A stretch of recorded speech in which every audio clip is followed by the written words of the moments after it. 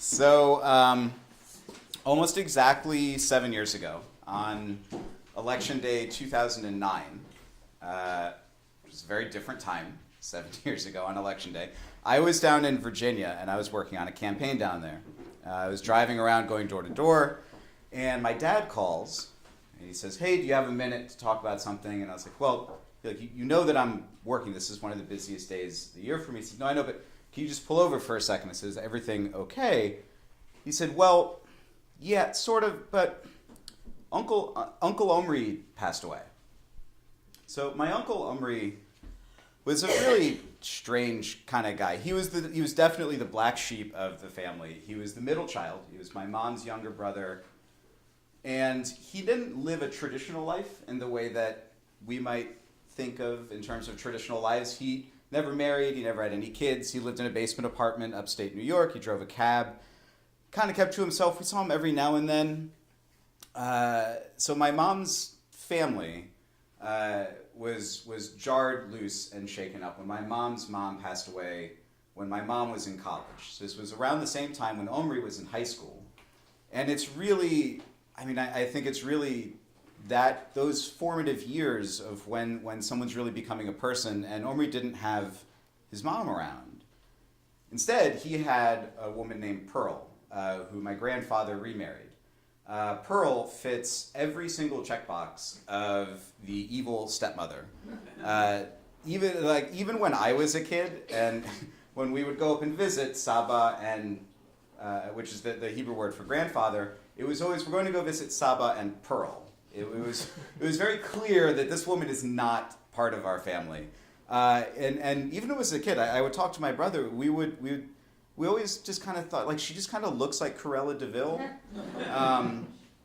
She just always kind of looks upset about something, and that something in the other room kind of smells. She's just always unpleasant and unhappy. One time we were all out to dinner, and my younger brother is also, in a traditional sense, younger brothers are messier than their really pristine and well put together older brothers. And he was eating pasta or something, and he was, a child who was making a mess, and Pearl started scolding him at the table about don't eat the pasta that way, and you're making, and my parents were like, he's a child, leave him alone. But that's what Pearl was, and that's really all Omri had to guide him. My grandfather loved my real grandmother Miriam more than anything. No one to this day knows what he sees in Pearl, and so Omri was really just sort of on his own most of the time. We lived down in Maryland, and Omri always stayed upstate in Spring Valley, and we saw him every now and then, but we never knew when he was coming. He would show up, and what I mean show up, we would wake up in the morning, and he would be sleeping in his car in our driveway, and then my dad would say, "I guess Omri's here to come visit us, guys," and we would even say Omri, you can let it, if you let us know, if you let us know like a normal person, we can have a visit, but also you don't have to sleep outside. You can come into our house, you're a part of our family. It's no, I don't want to bother anyone. I was just driving around. He drove in his red Mustang everywhere, all up and down the East Coast, because Omri loved horse races. I learned about horse races from my Uncle Omri, and we knew also that around the time of Pimlico, which is a really big horse race in Baltimore, that Omri would probably show up at some point. There was one time he actually showed up to a baseball game of mine, again, totally unannounced, and had a lady friend with him who had very long fingernails, and through the dinner discussion, which was at McDonald's, because my mom had no idea what to do, she's like, "Okay, Omri's here with a woman who kind of looks like a stripper. I guess we'll go and visit at McDonald's," and that's how I learned about strippers. She'd be around for a little while. She was really nice. So traditionally, when someone dies, you have the Jewish funeral is supposed to be within a day of the death. right? And only under really extenuating circumstances is it supposed to extend. When Omri passed away, my grandfather and Pearl were in the Caribbean on a cruise. So they were literally in the middle of nowhere, and it was going to take a few days for them to get back to land, to then fly to Florida, to then come up here. So we said, all right, well, we'll just postpone it for as long as it takes. No one is particularly religious, especially Omri. Doesn't really matter, so we'll just wait until about 4 or 5 days, and we'll schedule a funeral then. Now that then gave us enough time to go and sort of sort through Omri's belongings and Omri's life, and try and find some of his friends and colleagues to tell them about everything, because we didn't know any of Omri's life.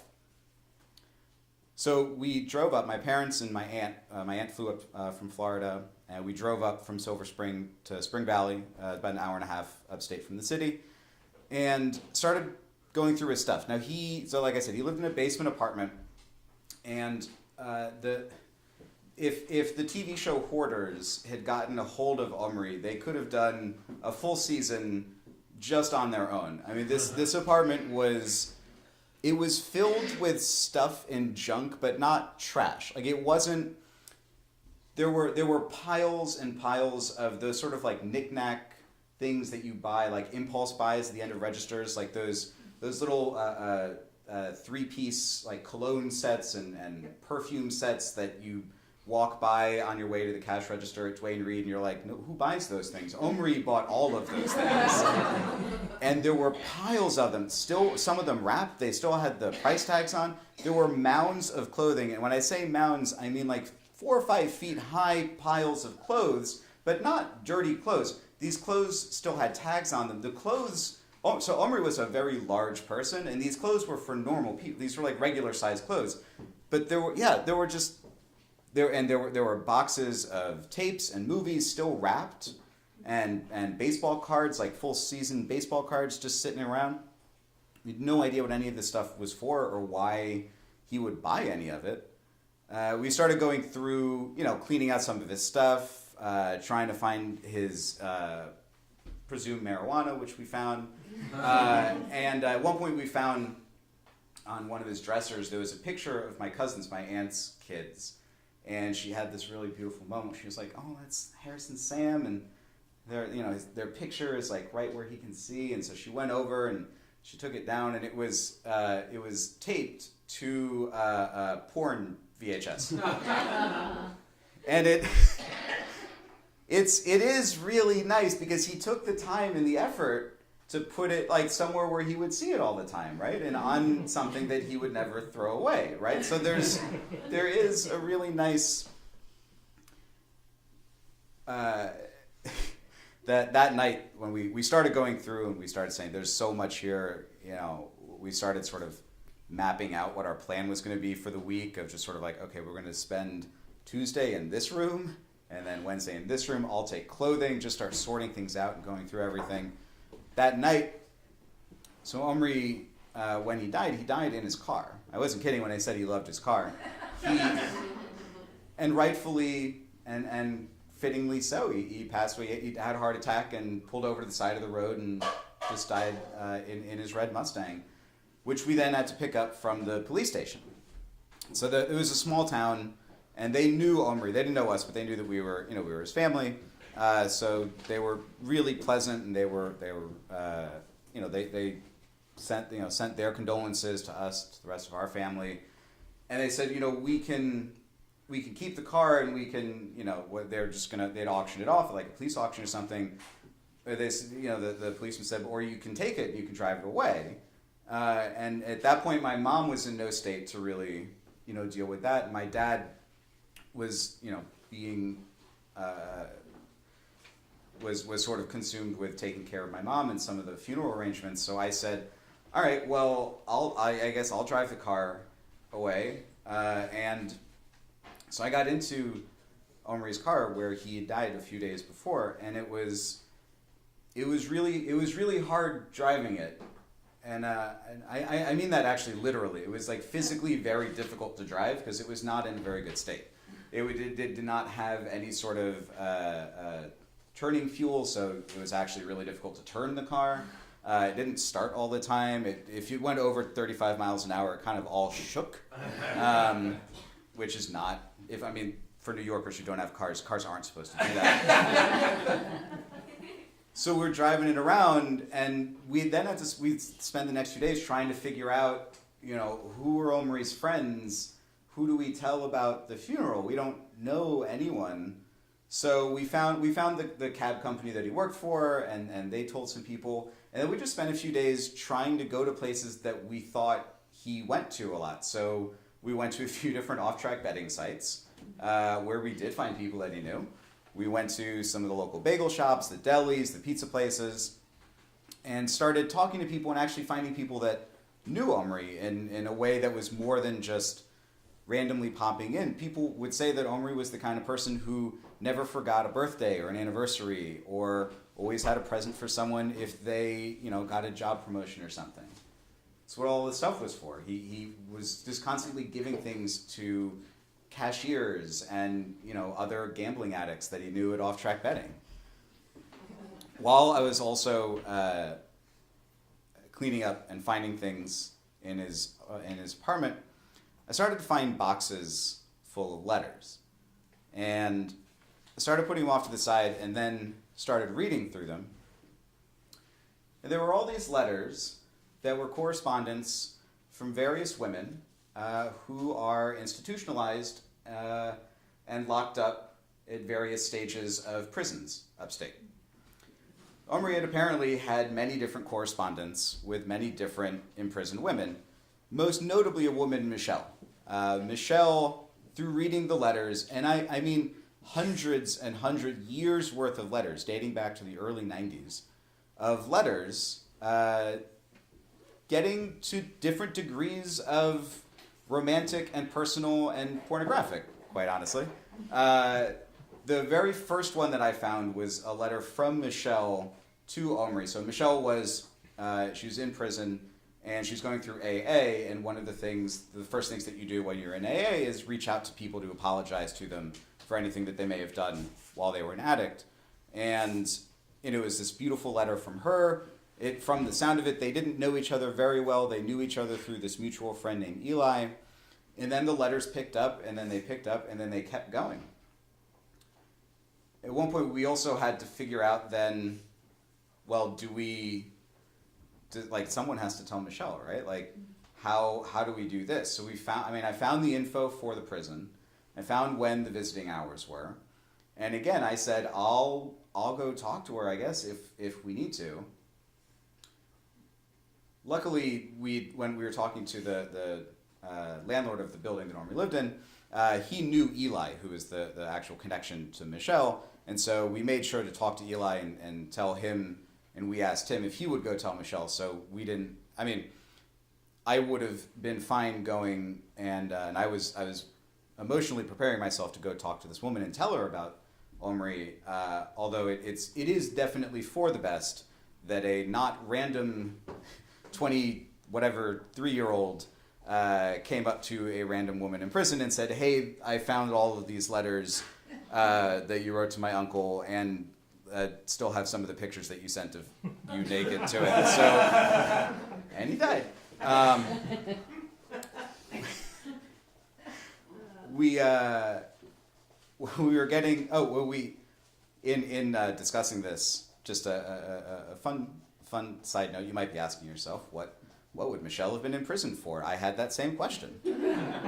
So I asked the owner of the house, and he clearly knew Michelle. He said, "Yeah, no, Omri writes to her all the time. He goes to visit her. He sends her packages of things." And I said, "Well, can you tell me a little bit about her? We don't know. The only girlfriend we ever saw Omri have was this stripper that we met a few years ago. I don't, clearly this woman needs something." He said, "Oh, no, she's really nice and she's sweet." And I said, "Well, what is she in prison for?" And he said, for murder. And it's not, she definitely did kill someone, but it's not, it was her ex-husband, so I don't think she's a bad person, really. I found some of the local press that was written about it. It didn't seem too inflammatory ever. we when we found Eli was also one of the people who knew some of Omri's other friends.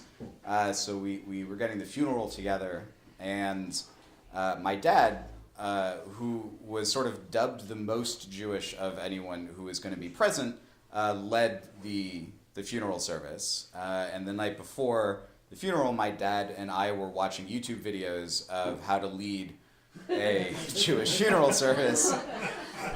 And also, at one point, we had a conversation which was like, you can get up there and say, you can just get up there and say what, it's not like anyone is really paying attention or listening, just like sing some stuff that sounds Hebrew and it'll be fine. So I drove Omer's car, again, fittingly, to the cemetery for the funeral. And I think to me, the service itself, my dad did fine. Nobody could tell what he was saying anyway. It was mostly cab drivers and off-track betting addicts who were in attendance, but everyone there had really wonderful things to say about Omri, and a lot of things that we had been discovering throughout the week that we never really knew about how caring he was and how he was always there for people and had apparently the ability to make plans with people, just not his family. And to me, the best and still what hit me the most was at the actual funeral, and my grandfather finally did, they did come. Pearl was there, and I just I couldn't help thinking about how wonderful Omri would be feeling to know that he got Pearl from a cruise in the Caribbean to upstate New York in November, standing next to my real grandmother's cemetery site, because Omri was buried there.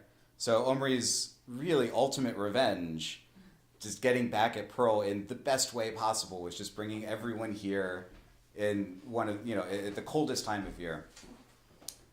I felt really, really great about how unhappy she was the whole time. It was, my family and I talked about it a little bit at the diner afterwards too. We were just sort of like, yeah, the funeral was really great, and we got to meet all these people that we didn't know before, and man, yeah, I saw really how unhappy Pearl was the whole time, like even more so, and she was really cold too. It was great. So we were planning to then so we had to figure out how we were going to get the car back down to Maryland, right? So my mom and her sister were going to take the car. We drove up. They were going to drive down, and then I was going to continue driving the car down to Maryland. So my mom and her sister left. My dad and I are at the hotel. We're in the parking lot, getting ready to leave, and the car won't start. I'm trying for a while. We open up the hood and pretend to know what we're doing, and the car won't start.